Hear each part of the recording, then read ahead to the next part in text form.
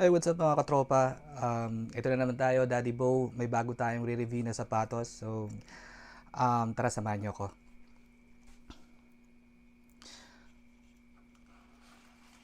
So, what we have here is the Gordon Hayward's fourth signature shoes. So, in short, GH4. Na-release to noong April 2023 and since then, marami na siyang colorway na nailabas. So, luckily, I was able to get this colorway. Napakaganda niya. So, um, it's the kiwi fruit colorway of GH4. And right now, the SRP is 700 or 7,999 pero nakuha lang natin siya sa discounted price na 5,995. And kung makikita nyo, sobrang ganda ng sapatos. Pwede siyang panlakad actually. And mamaya-maya i-review natin yung mga features niya and kung pasok ba talaga siya sa need mo as a basketball player. Pero bago yan, if hindi ka pa nakasubscribe, please subscribe, like, and comment down below. Mamimigay tayo ng sapatos pag na-reach natin yung 500 subscribers na goal natin. So, unang-una, ang tinitignan natin sa sapatos bago tayo bumili, no?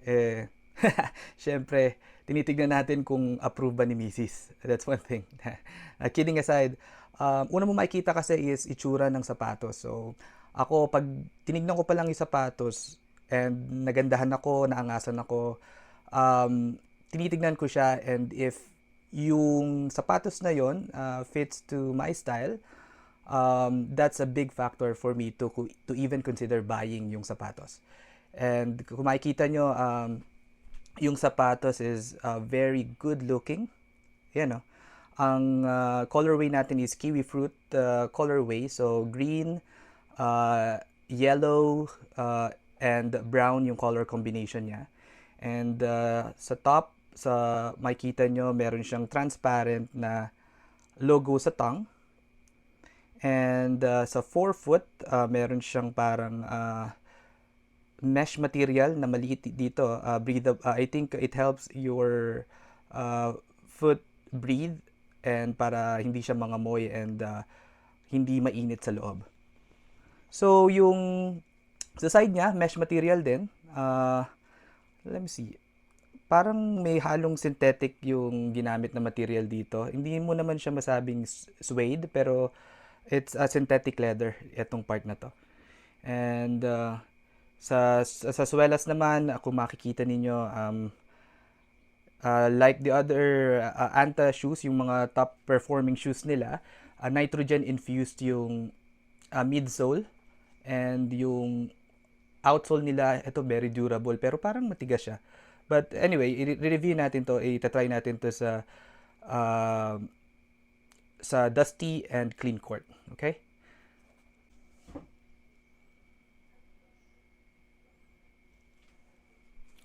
Punta tayo sa traction. So, as a basketball player, aside sa style, sa appearance, isa sa pinaka-importanting factor na i-consider natin sa pagbili ng sapatos gaano ba to kakapit. So, sa GH4, yan yung pattern niya. So, ayan, sa brown, makikita nyo, and meron siyang Anta logo here.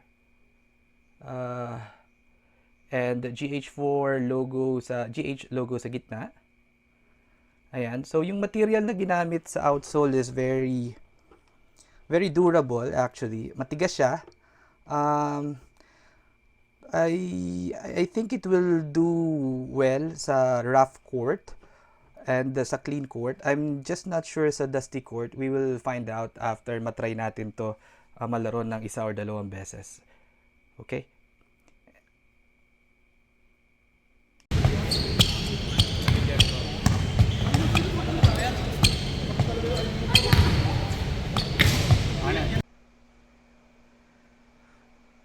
Okay, naupunta naman tayo sa responsiveness. No, syempre pagka titingin ka ng sapatos, ang una mo makikita is una appearance, gaano ba kaganda yung sapatos. So all external features.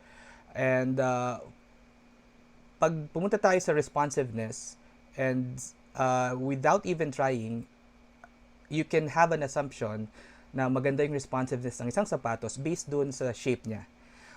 For this one, yung heel to toe transition niya, yung shape niya sa heel and sa toe is round, and as a basketball player, no, normally if you are a shifty guard or a combo guard, you would prefer a shoes na very responsive, low to the ground, and yung heel to toe transition niya is seamless.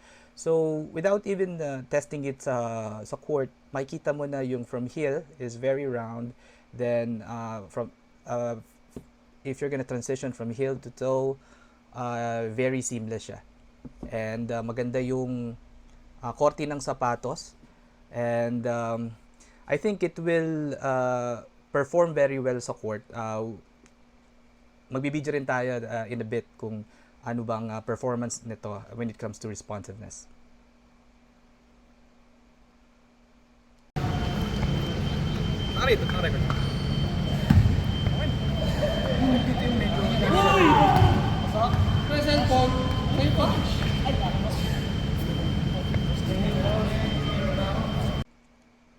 When it comes to lateral containment, similar to the latest designs of Anta shoes like Zap 1, Shockwave 5, and KT9.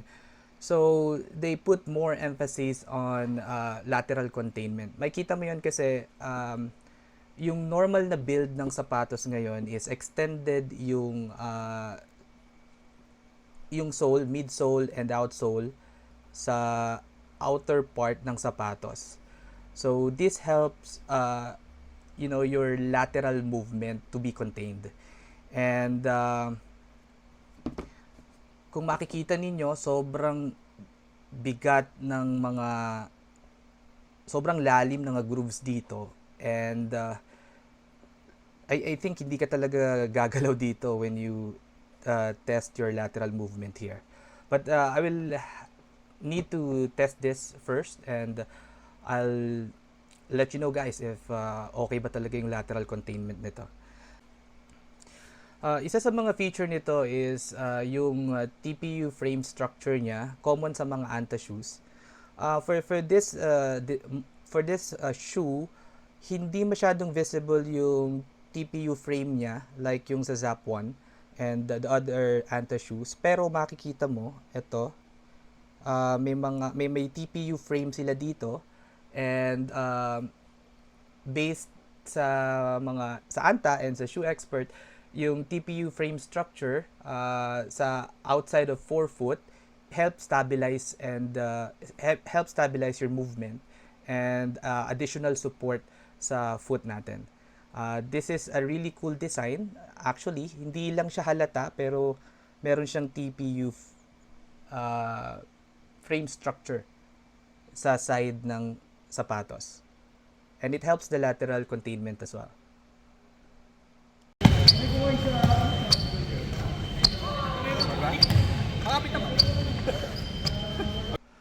Punta naman tayo sa cushioning. Gaano ba to kakomportable and gaano ba kasarap isuot tong sapatos na to? So, simula tayo sa tongue. Yung materials na ginamit dito sa tongue is very premium. So, synthetic leather sa top, and may mesh material siya. Also, like a very soft fabric na ginamit sa tongue. Medyo madulas pero I think okay naman siya. I just have to try it out kung okay siya sa paglalaro. But the tongue is medyo makapal siya, oh. Hindi siya katulad ng ibang sapatos na manipis yung tongue. If you prefer na makapal yung tongue ng sapatos ninyo, no, you have to check this out. This shoe is very good. And Yung cushioning setup naman niya sa loob, especially sa may ankle support, makapal siya actually. So if you have ankle injuries already, I think it will support you very well. The only problem is that this is a low top basketball shoe. So if you feel comfortable sa mga mid or high cut na basketball shoe, I think this is not for you. But if you are okay with a low cut and okay ka rin sa makapal na cushioning setup, I think this one is for you. Well, isa sa mga feature na nagustuhan ko sa sapatos na to is yung lacing system niya. It's not a typical lacing system na meron sa mga basketball shoe. So, kung mapapansin nyo, merong lock dito. So, kung sisikipan nyo yung sapatos, madali lang siya, just the normal. Pero, if luluwagan mo siya, hindi mo siya pwedeng hilahin lang basta-basta. You have to press this button, the yellow one, so you can loosen the lace.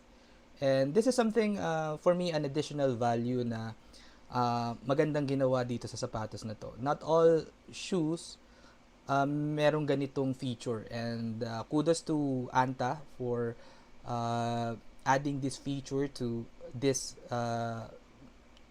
model. Yan o, meron siyang lock mechanism. And if ikaw yung taong laging natatanggalan ng sintas, like me, this feature will definitely save you. Okay? Now, ayan o, sobrang taba ng utak na nakaisip niyan.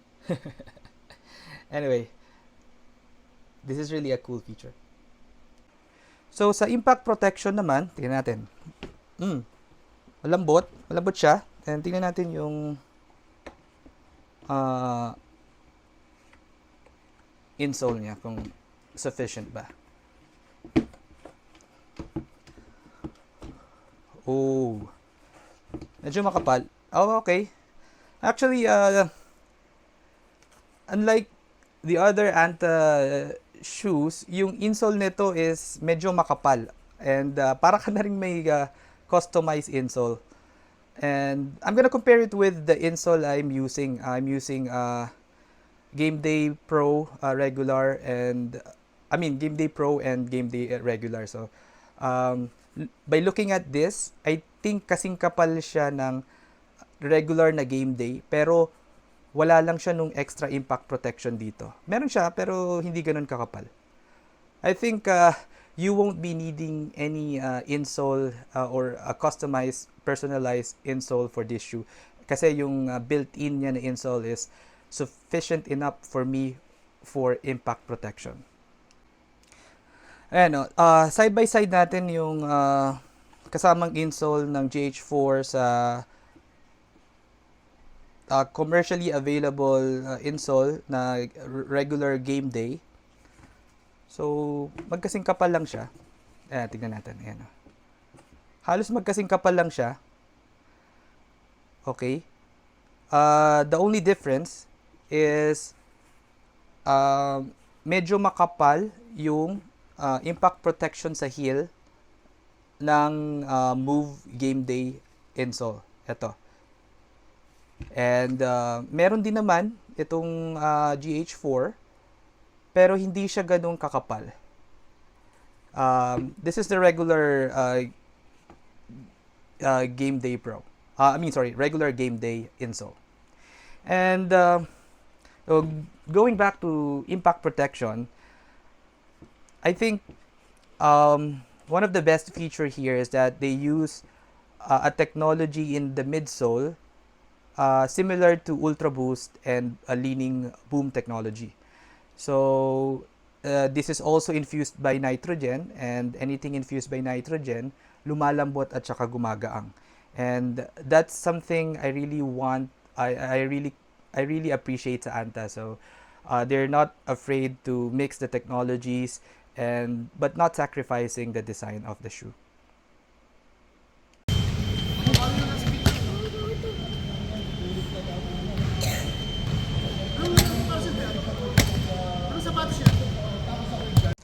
So, sa comfortability naman, so this is for me directly proportional to the cushioning setup. So, if you feel secure, safe, your ankle is safe, and yung cushioning setup niya is good, normally it translates to comfortability.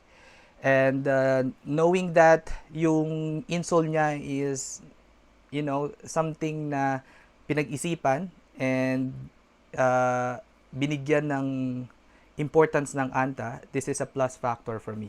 Especially ako, medyo bumigat ako. Kailangan ko ng mas okay na impact protection sa ngayon. So, sa mga mabibigat na player dyan, dating guardian na bumigat,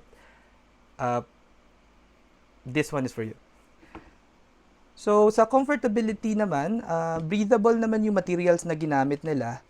Kung makikita nyo dito, mesh type siya, tagusan siya sa loob. So, yung medyas mo is makikita rito slightly. And meron din siyang breathable holes sa may bandang ibabaw ng sapatos. I don't know if nakikita nyo. Ayan, ayan. Ayan, ayan.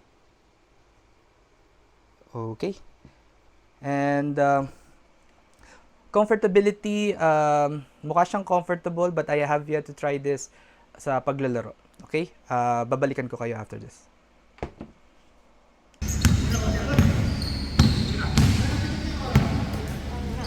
Kobe. LeBron James. So, punta na tayo sa pinaka-importanting category sa pagpili ng sapatos. Ito yung value for your money.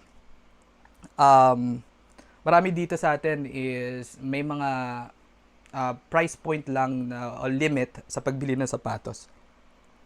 And me also, I don't have enough money to buy premium shoes all the time. Pero whatever budget I have, I make sure na I get the most out of my money. And this shoe is around 7,999 SRP. Pero if you go to the Anta outlet, Anta store, this is by the way not sponsored by Anta. This is me being a shoe enthusiast and with me helping the community to select a better shoe based sa price na budget nyo or based sa price range na kaya ninyo. And this shoe, I got it for 5,995. And if yung range mo is 5,000 to 6,000 pesos, this is definitely one of the shoes that you can get from the market. Meron kasi maraming magagandang sapatos pero napakahirap kunin sa market. Either pumunta ka sa FB Marketplace, bumili ka directly sa seller na may mga patong na minsan doble pa, like yung Kai One na very limited yung stocks. This one you can easily get from Anta outlet. So I got this from SM Dasma branch. And mababait sila doon actually. You can ask them for the opinion, what is the best shoe for your budget. They will definitely help you pick the right shoe for you. And I would say sobrang sulit ng sapatos ito kasi bukod sa nakuha ko siya ng sale, napakaganda ng sapatos na to. So kulay green siya. This is my first green basketball shoe and actually ang bumili nito ay si Missy. So nagandahan siya sa design and sino ba naman ako para tumanggi sa grasya. And anyway, so just to wrap it up, this shoe is very affordable in my opinion, and you'll get a premium basketball shoe for the price of 5,995. That's the discounted. Of course, sa ibang colorway baka sa regular SRP price siya. Pero for me, if you're really a basketball enthusiast and you don't mind the colorway, just go for the same shoe and then look for the discounted colorway discounted price na medyo lumang colorway pero still the same basketball shoe. I would rate this shoe 9 out of 10 overall for everything that we just said, and for the value for money category, I would say this is 9 out of 10. Okay? If nakarating ka dito sa dulo ng video and di ka pa nakasubscribe, please subscribe, like, and comment down below. It would really mean a lot to me, and mamimigay tayo ng sapatos once we get the 500 subscriber. Yung like and comment niyo will be equivalent to 1 entry sa raffle natin. Okay? Hope nakatulong to sa paghanap nyo ng sapatos, and see you soon. We will review another shoe. I think I still have the Ultra 8083 Ultra Dreamer colorway. I have yet to review it. And also, meron tayong Jump GT2 ASW colorway that we haven't reviewed yet. So, just stick sa channel natin, and I will try to help you find the right shoe for you. Thank you and have a great day.